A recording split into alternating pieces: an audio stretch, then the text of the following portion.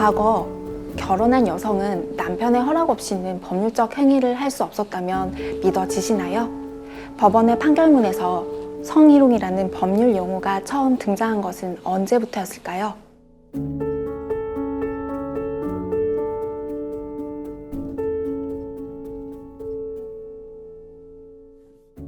안녕하세요. 법원 전시관 기획 전 법원 젠더를 말하다를 소개할 학예연구사 최연혜입니다.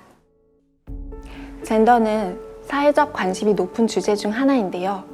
법원에서는 다른 판결과 마찬가지로 젠더 관련 판결도 시대와 사회가 변함에 따라 진전시켜 왔습니다. 이번 전시에서는 젠더 관련 주요 판결과 여성 법관 및 법조인의 활동을 통해 법원에서 바라보는 젠더의 변화와 그 사회적 의미를 생각하는 자리를 마련해 보고자 했습니다. 전시는 총 3개의 부분으로 나뉘어져 있습니다.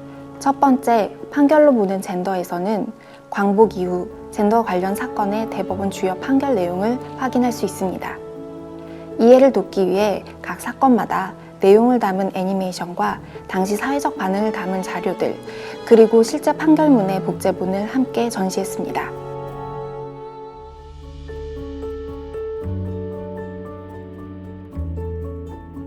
아내의 법정 행위 능력은 남편에게 달렸다는 이야기를 들어본 적이 있으신가요? 1947년 당시 광복은 되었지만 우리나라 민법이 아직 제정되지 않았습니다. 일본 민법에 따라 결혼한 여자는 법적으로는 미성년자와 같이 취급되었습니다. 세입자가 불법으로 차지하고 있던 집에 대해 집주인 여성이 나가달라고 소송을 해 승소했습니다. 그러자 패소한 세입자는 오히려 집주인이 법적으로 무능력자인데 제대로 조사하지 않았다고 주장했습니다. 대법원의 판단은 어땠을까요? 남편의 허가가 필요 없다고 판단했습니다. 결혼한 여성의 지위를 법적으로 인정한 것입니다. 특히 이 판결문에는 남녀 평등이라는 용어가 처음으로 등장했습니다. 법원의 판결문에 성희롱이라는 법률 용어가 처음 등장한 것은 언제였을까요? 1990년대 초 대법원은 지위를 이용해 인격권을 침해했다며 지도제자에게 성적인 언행을 한 교수에게 손해배상을 하라는 판결을 합니다. 이때 성희롱이라는 용어가 법원의 판결문에 처음 등장하게 되고 여성발전기본법이 제정되게 됩니다.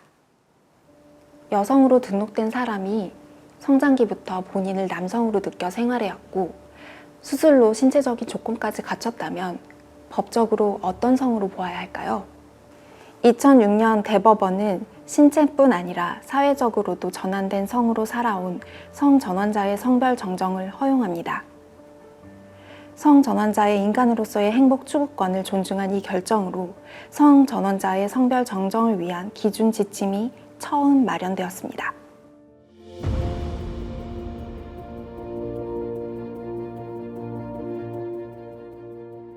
우리나라 법원이 출발할 당시 여성 법관은 몇 명이었을까요? 두 번째, 행동하는 젠더에서는 여성 법관과 법조인의 활동을 살펴보았습니다. 1948년 사법부 출범 당시 여성 법관은 한 명도 없었습니다. 1954년 황윤석 판사가 첫 여성 법관으로 임명됩니다. 그러나 1961년부터 법원 내에 약 12년간 단 한 명의 여성 법관도 존재하지 않았습니다. 그러다가 1973년 강기원, 황상성, 이영애 판사의 임용을 시작으로 꾸준히 증가해 2019년에는 전체 법관의 30%의 비율을 넘어섰습니다.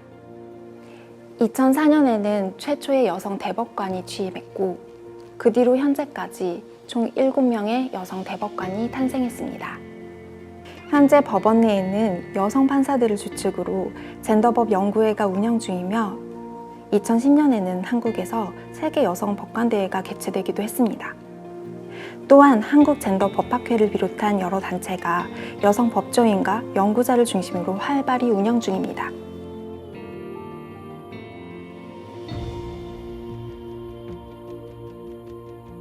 세 번째 공간에서는 초창기 여성 법관이자 최초의 여성 대법관이었던 분을 영상으로 만나볼 수 있습니다.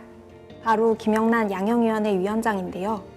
초임 법관 시절의 이야기와 젠더 관련 판결에 대한 생각을 확인하실 수 있습니다. 판결에 대해 더 궁금하신 분들을 위해 판결 요지를 준비해 두었습니다.